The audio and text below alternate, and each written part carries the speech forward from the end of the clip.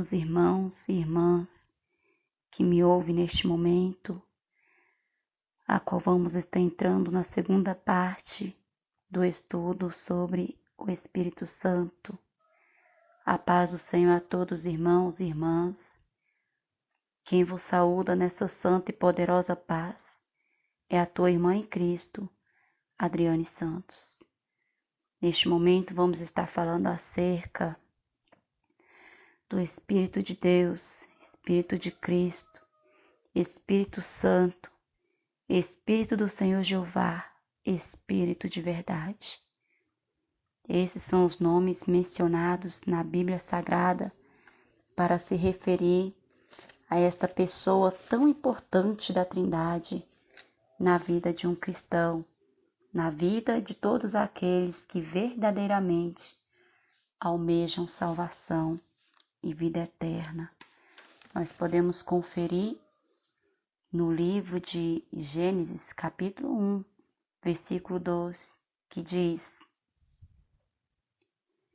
E a terra era sem forma e vazia, e havia trevas sobre o abismo, e o Espírito de Deus se movia sobre a face das águas. Então, no livro de Gênesis, capítulo 1, versículo 2, nós podemos ver as Escrituras nos apresentando o Espírito de Deus, o Espírito Santo, como o Espírito de Deus. Vemos ainda no livro de Isaías, capítulo 61, versículo 1, que diz: O Espírito do Senhor Jeová está sobre mim, porque o Senhor me ungiu para pregar boas novas aos mansos. Enviou-me a restaurar os contritos de coração, a proclamar liberdade aos cativos e a abertura de prisão aos presos. Nós vemos aqui então no livro de Isaías, capítulo 61, versículo 1, nos apresentando mais uma vez o Espírito Santo como o Espírito do Senhor Jeová. Vemos ainda no livro de Romanos, capítulo 8, versículo 9, aonde nos diz: Vós, porém, não estais na carne, mas no Espírito, se é que o Espírito de Deus habita em vós. Mas, se alguém não tem o Espírito de Cristo, esse tal não é dele. Então, nós vemos aqui no livro de Romanos, capítulo 8, versículo 9, se tratando do Espírito Santo como Espírito de Deus e, ao mesmo tempo, Espírito de Cristo. No livro de Atos, capítulo 1, versículo 2, nós podemos ver dizendo: até o dia em que foi recebido em cima, depois de ter dado mandamentos pelo Espírito Santo aos apóstolos que escolhera. Então, nós vemos aqui no livro de Atos, capítulo 1, versículo 2, trazendo para nós Espírito Santo. Então, nós podemos ver que se trata da mesma pessoa da Trindade, quando as Escrituras nos apresentam o Espírito de Deus, o Espírito do Senhor Jeová, o Espírito de Cristo e o Espírito Santo. Agora que nós já conhecemos os nomes, a qual esse Espírito poderoso é apresentado nas Escrituras Sagradas, nós vamos falar agora um pouquinho também acerca dos seus títulos. O que é mesmo o Espírito Santo na vida de um cristão? Qual é a visão de um crente em relação ao Espírito de Deus? O que a Bíblia fala dele para nós? Qual a importância dele em nossas vidas? Qual a função dele, meus irmãos? Vamos estar falando, como eu disse, um pouquinho acerca desse Espírito que é consolador, conselheiro, orientador, advogado, intercessor, o Espírito de coragem, de fé, de ousadia, de transformação e de autoridade. Evangelho de João, capítulo 14, versículo 16, diz: E eu rogarei ao Pai, e ele vos dará outro Consolador, para que fique convosco para sempre. Então aqui, no Evangelho de João, está sendo falado acerca do Espírito Santo, trazendo para nós um dos seus títulos, né? Que é Espírito Santo Consolador. No livro de João ainda, capítulo 14, versículo 26, nos diz: Mas o Conselheiro Espírito Santo, que o Pai enviará em meu nome, ensinará a vocês todas essas coisas e fará vocês lembrarem tudo o que eu disse.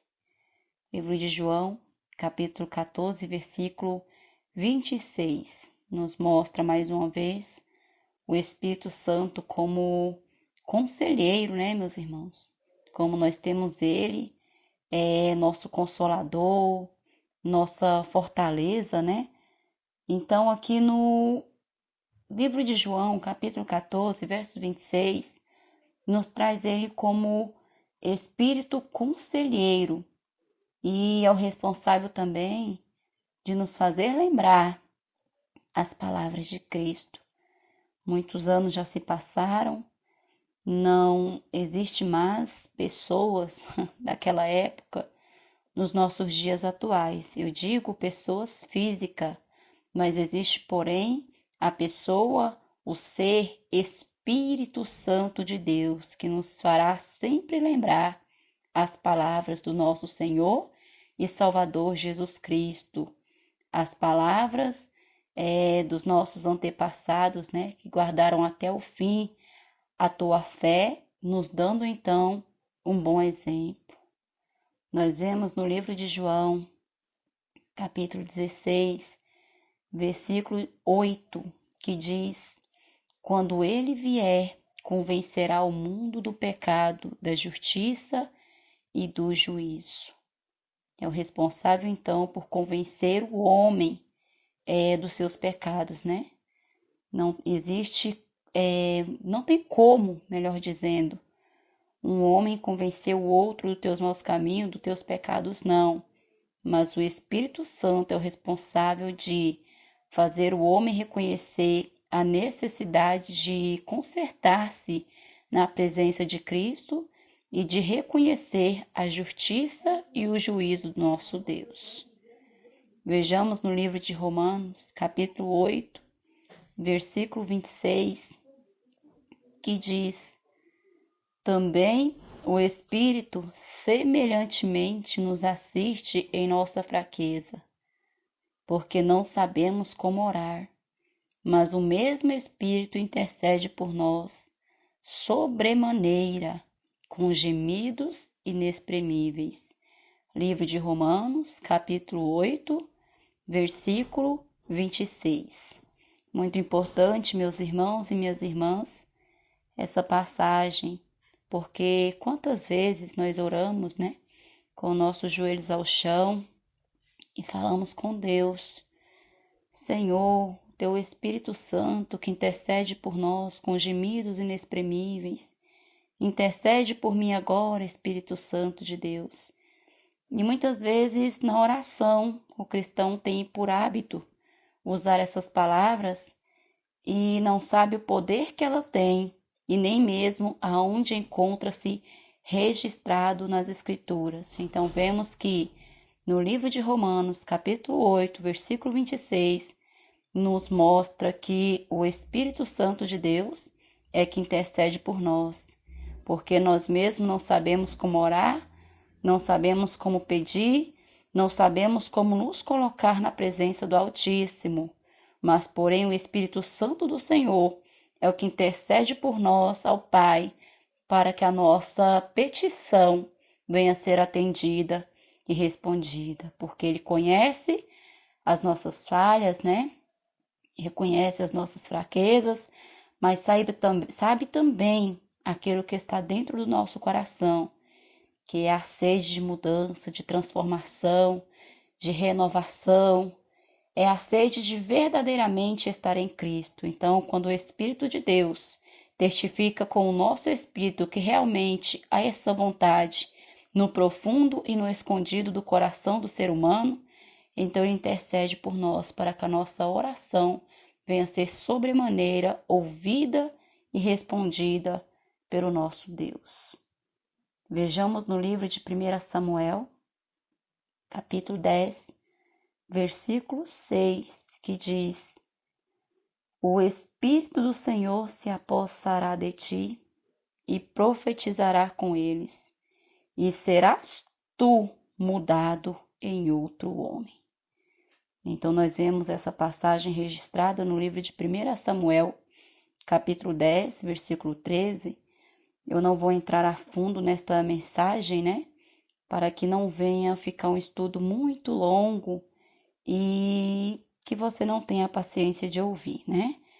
Mas eu quero frisar somente o Espírito Santo, ele é mesmo responsável de transformar o homem em um outro homem, transformar a mulher em uma nova mulher. Ele é o Espírito Santo transformador, ele é o Espírito Santo renovador que trabalha na regeneração e no caráter do ser humano. Vejamos ainda, louvado seja Deus, no livro de 2 Samuel, capítulo 23, versículo 2, que diz: Palavra de Davi, filho de Jessé, palavra do homem que foi exaltado, do ungido do Deus de Jacó, do mavioso salmista de Israel. O Espírito do Senhor fala por meu intermédio, e a sua palavra está em minha língua. Então, quando nós temos o Espírito Santo de Deus, nós temos a ousadia de falar do nome do Senhor, das maravilhas, do poder, da majestade, de tudo, né, meus irmãos? De toda característica que abrange o reino de Deus, a salvação, a vida eterna, a transformação. Quando nós temos o Espírito Santo de Deus sobre nós, ele nos faz então abrir a nossa boca e falar as maravilhas do céu. Vejamos no livro de Ezequiel, capítulo 2, versículo 2, que diz: Então entrou em mim o Espírito quando falava comigo, e me pôs em pé, e ouvi o que me falava. É dessa maneira, meus irmãos, o Espírito Santo de Deus, ele coloca o homem de pé. É necessário que o homem venha se colocar nessa posição, estar de pé diante do Senhor, para que possa ouvir aquilo que o Senhor quer falar. É necessário que o homem venha se colocar na posição do Senhor para entender então os mistérios do Senhor, porque o Espírito Santo é o Espírito que levanta, é o Espírito que vivifica, é o Espírito que capacita, é o Espírito que dá coragem, ousadia e fé. Vejamos no livro de Ezequiel, capítulo 3, versículo 14, que diz: Então o Espírito me levantou e me levou. Eu fui amargurado na excitação do meu espírito, mas a mão do Senhor se fez forte sobre mim. Louvado seja Deus. O Espírito Santo, como eu disse, é o Espírito que levanta, que capacita, é o Espírito que renova e que fortalece, porque a mão do nosso Deus, ela é forte sobre nós. Livro de Ezequiel, capítulo 11, versículo 24 diz: Depois o Espírito me levantou e me levou em visão à Caldeia, para o cativeiro, e de mim se foi a visão que tive. Louvado seja Deus. Mais um versículo nos confirmando a capacidade do Espírito de Deus de colocar o homem de pé diante do Altíssimo.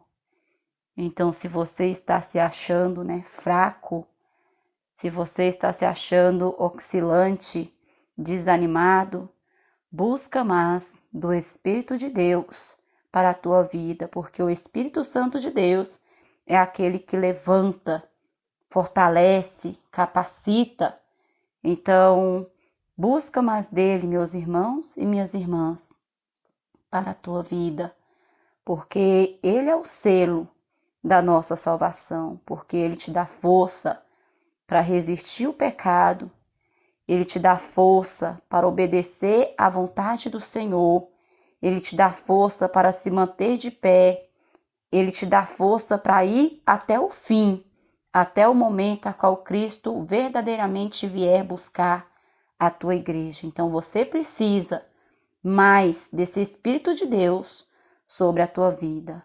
Então, se você está se sentindo fraco, desanimado, sem fé, eu preciso te falar, através desta palavra, através desse estudo, que você precisa demais do Espírito do Senhor sobre a tua vida. Porque Ele vai te levantar, Ele vai te capacitar, Ele vai te fortalecer, Ele vai te erguer e vai te dar força para caminhar. Mas é necessário você buscar mais e mais dele para a tua vida.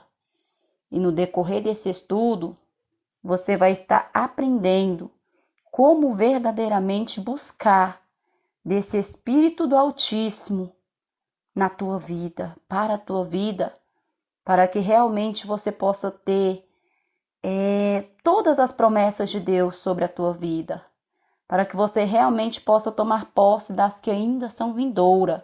É necessário você ter esse Espírito. E esse Espírito é o passaporte, é o selo, meus irmãos? Que você verdadeiramente vai entrar na Nova Jerusalém. Porque a palavra de Deus diz que aquele que não tem o Espírito de Deus, esse tal não é dele. Então é necessário você ter o Espírito Santo para que você possa saltar dessa vida para a vida eterna. Às vezes você pode pensar, mas eu estou tão fraca, minha irmã.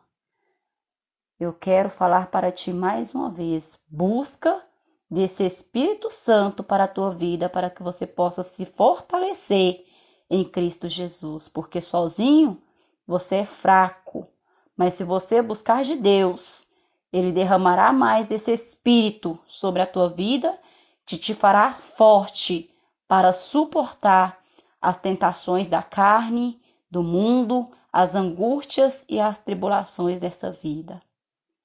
Nós sabemos que o Espírito conduz a igreja à verdade. É o Espírito Santo que convence e conduz a igreja na verdade que é revelada através das Escrituras Sagradas. Trazendo à memória as palavras de Jesus, o Espírito Santo é fonte de vida em Cristo. Ele é responsável de trazer à memória de cada um, de cada irmão, de cada irmã, as palavras de Jesus, para que o tal não venha trilhar então caminhos tortuosos e enganosos. Então é muito necessário você ter o Espírito de Deus sobre a tua vida, para que assim ele possa te fazer lembrar as palavras de Jesus, para que você não venha cair no laço do passarinheiro. Vamos ver no livro de Romanos, capítulo 8, versículo 2, que diz: Porque a lei do Espírito de vida em Cristo Jesus me livrou da lei do pecado e da morte. Louvado seja Deus, Espírito de vida, mas um nome atribuído ao Espírito Santo de Deus. Como foi citado, nos livra dos enganos do mundo, dos enganos do diabo, da carne, e nos leva verdadeiramente a uma perfeita e íntima comunhão para com o nosso Deus.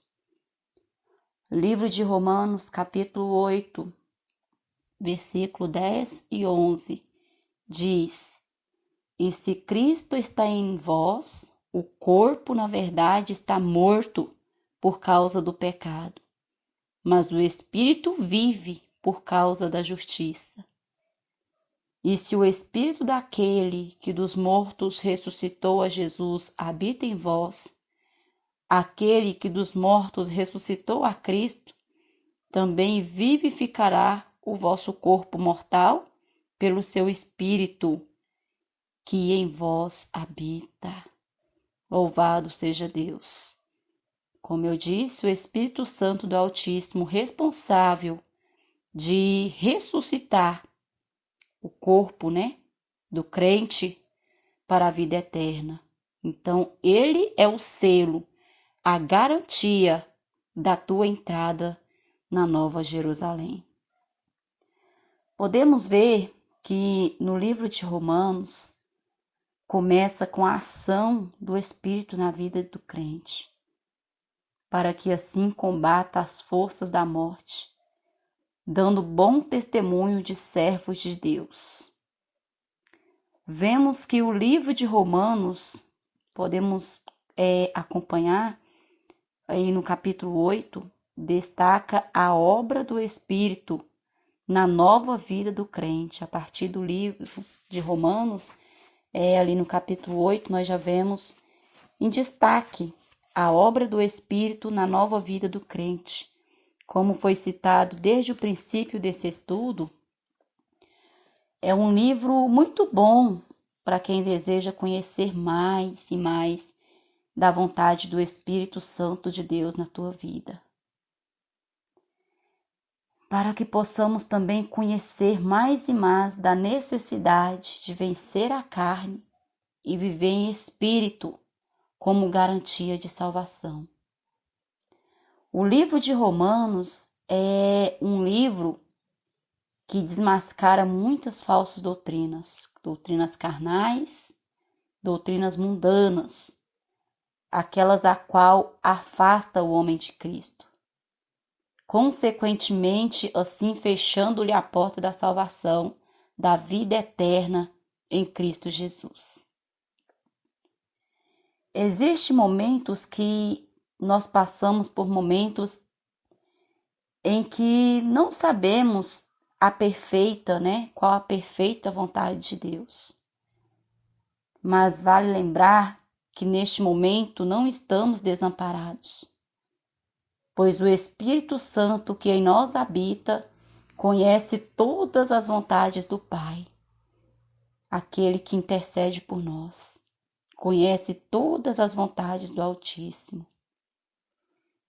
Quando oramos no Espírito, estamos confiantes que vamos pedir a vontade de Deus.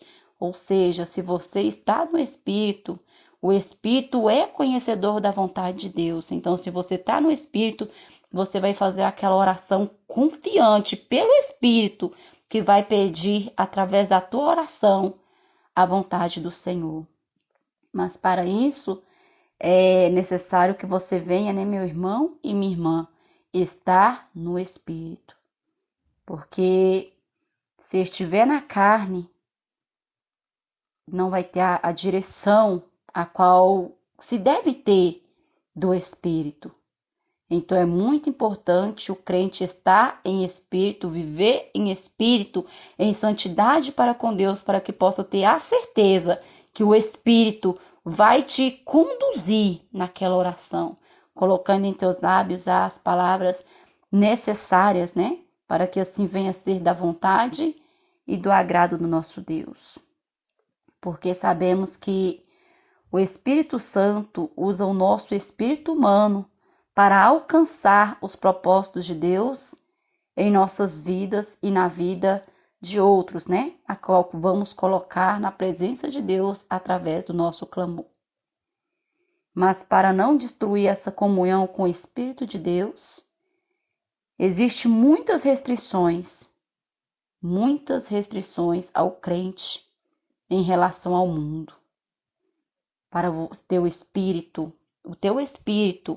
se comunicar com o Espírito de Deus, é necessário então que o homem venha viver uma vida de santidade.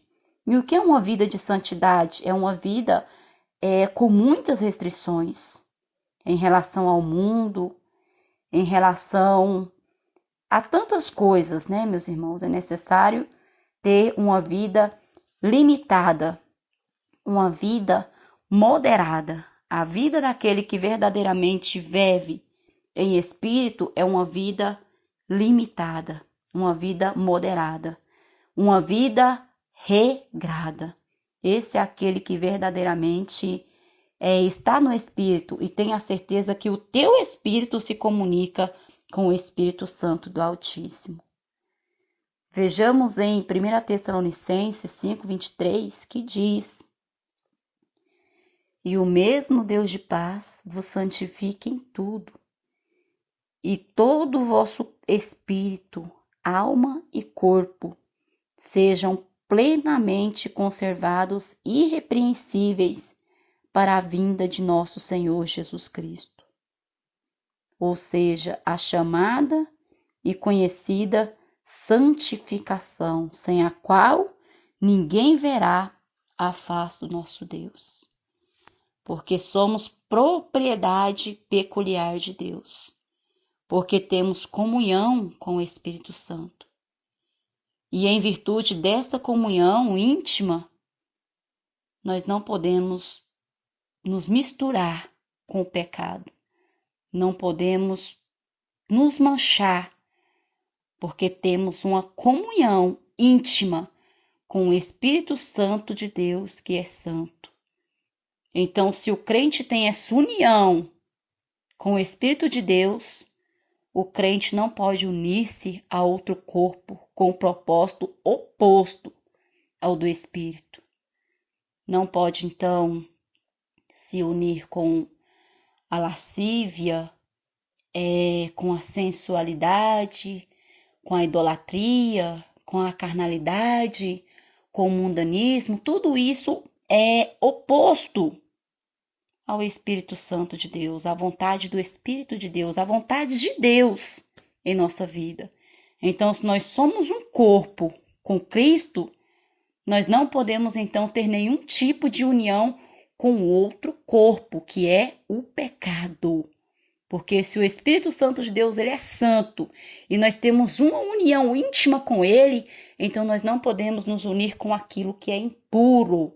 Nós não podemos contaminar com aquilo que é sujo, com aquilo que é abominável perante aos olhos do Altíssimo. Vamos ver no livro de 1 Coríntios, capítulo 3, versículo 16, que diz: Não sabeis vós que sois o templo de Deus e que o Espírito de Deus habita em vós? Livro de 1 Coríntios, capítulo 3, versículo 16. Não sabeis vós que sois o templo de Deus e que o Espírito de Deus habita em vós? Mostrando para nós o final com um pontinho de interrogação, uma pergunta para ser mais clara, para que os irmãos e irmãs possam ter maior compreensão. Essa pergunta mostra para nós: não entende você a responsabilidade de ter o Espírito Santo de Deus sobre o teu corpo? Não compreende você o mistério que é ter o Espírito de Deus sobre o teu corpo?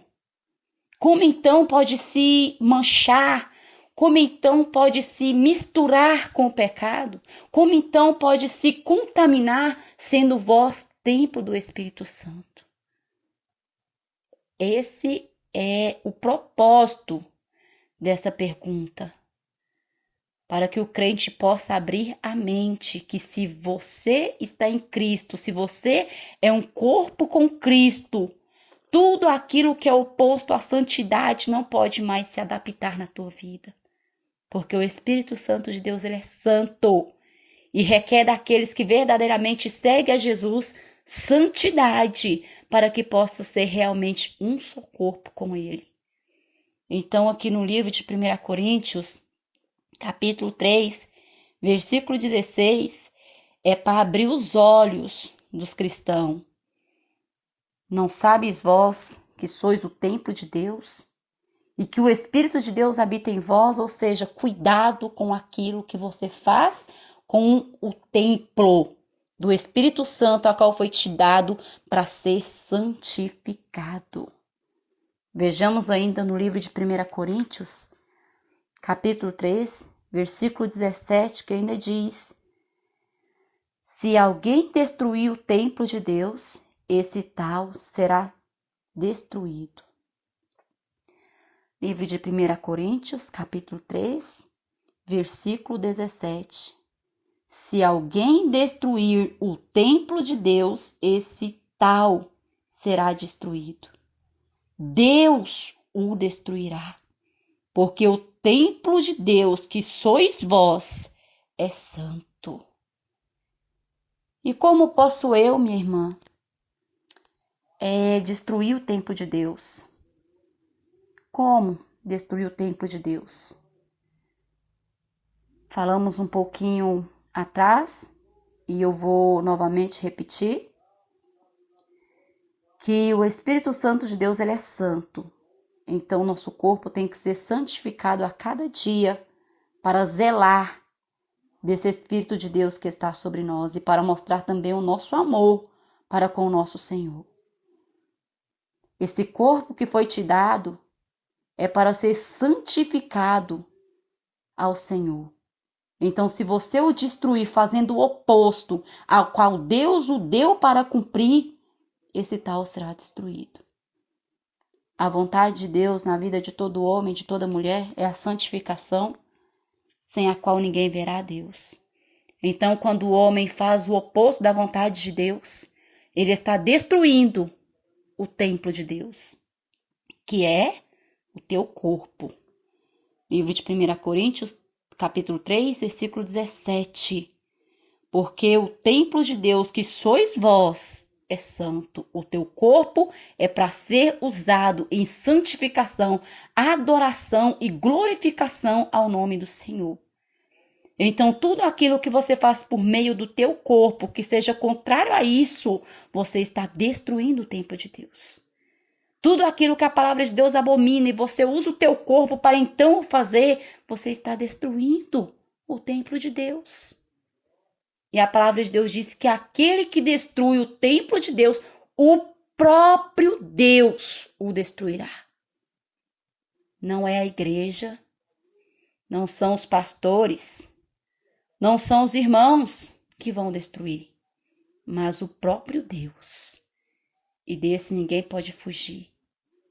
Porque muitas vezes, ao ser pregada uma palavra como essa, nos nossos dias atuais, quantas pessoas dizem: pastor está me julgando, a irmã está me julgando, a igreja está me perseguindo, estão falando mal de mim.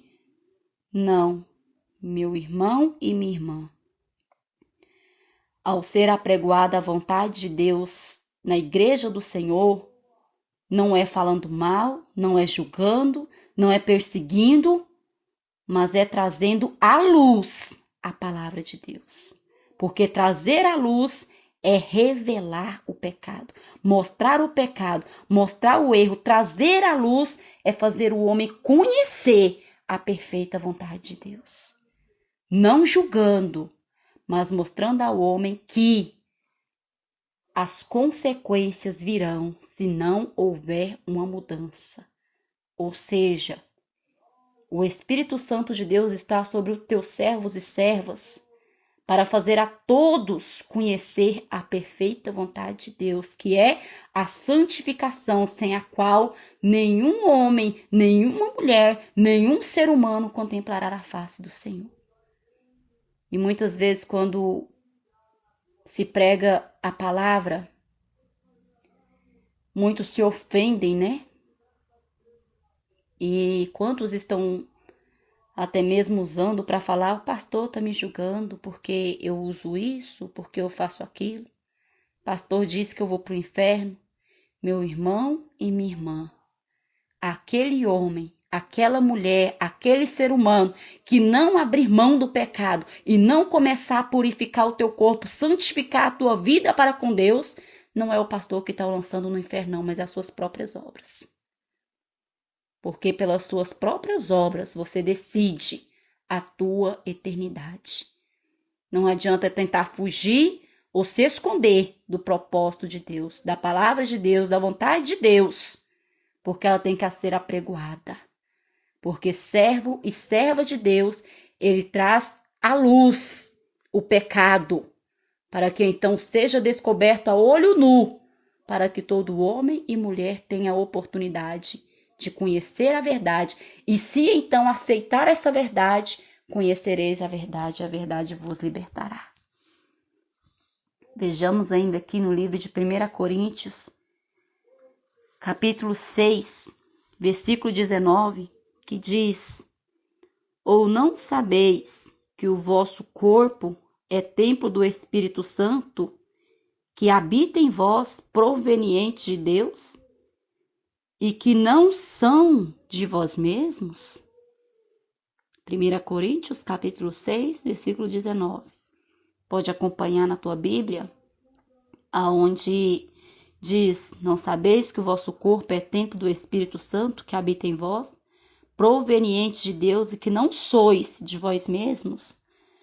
Aqui está a resposta para muitos que chegam a dizer: o corpo é meu, eu faço do meu corpo o que eu quero, eu coloco no meu corpo aquilo que eu quero. Então, abre aí a tua Bíblia no livro de 1 Coríntios, capítulo 6, versículo 19, e veja então de quem que é o teu corpo, né? O nosso corpo foi nos dado para a adoração do Senhor, para a santificação. E se nós fizermos o oposto, o juízo de Deus virá sobre nós.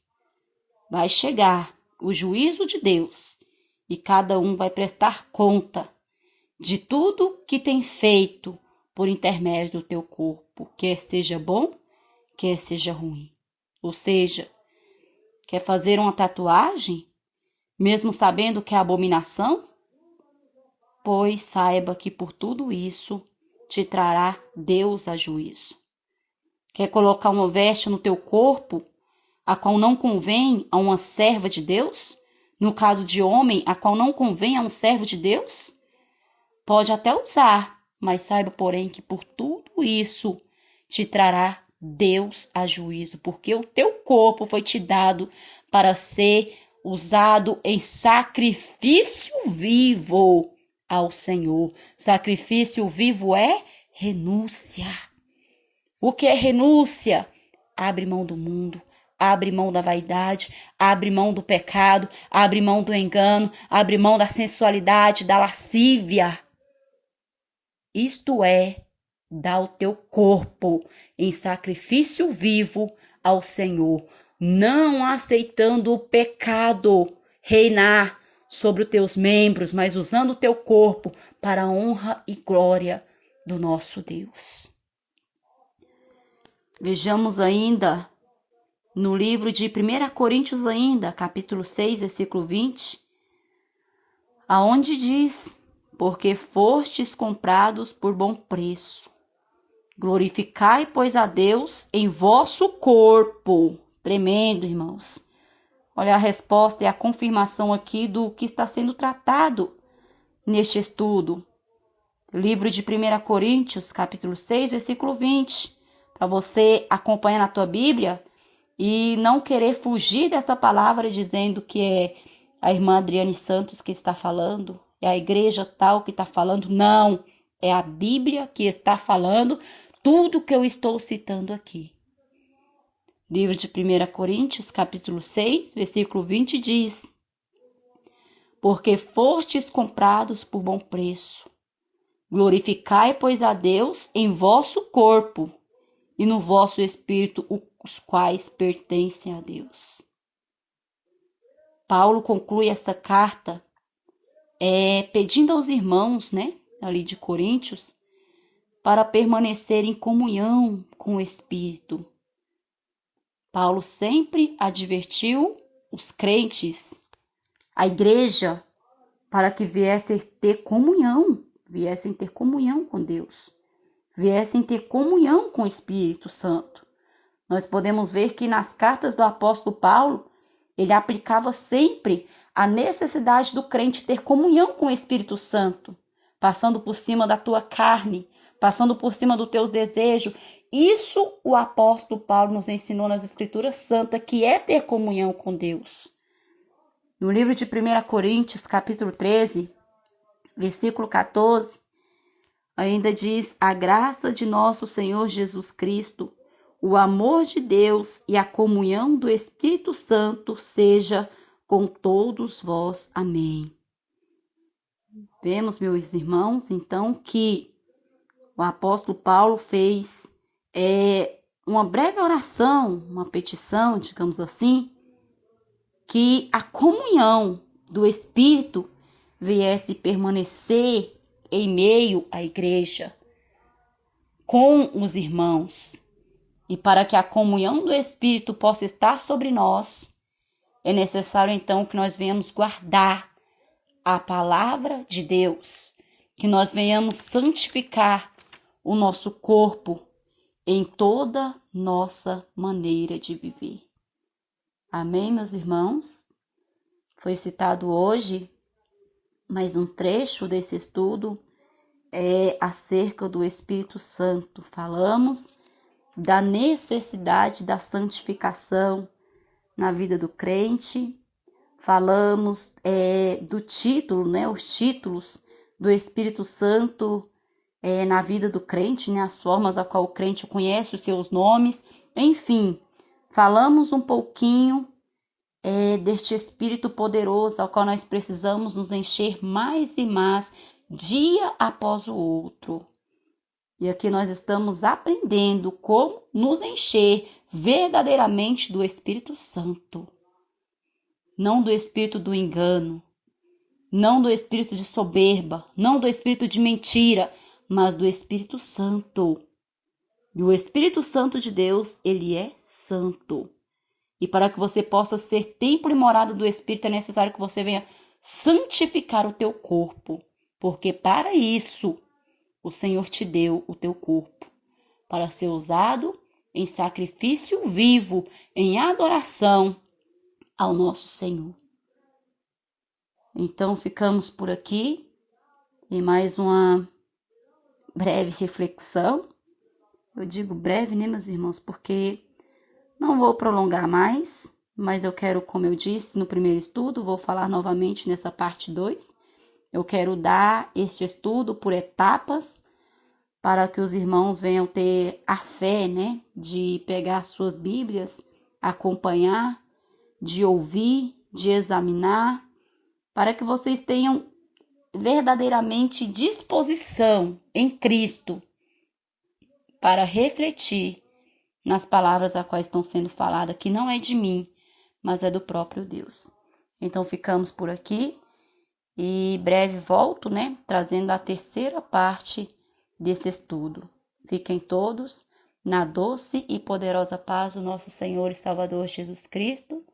Quem despede de cada um de vocês agora é a tua irmã em Cristo, Adriane Santos. Fiquem todos na paz do Senhor.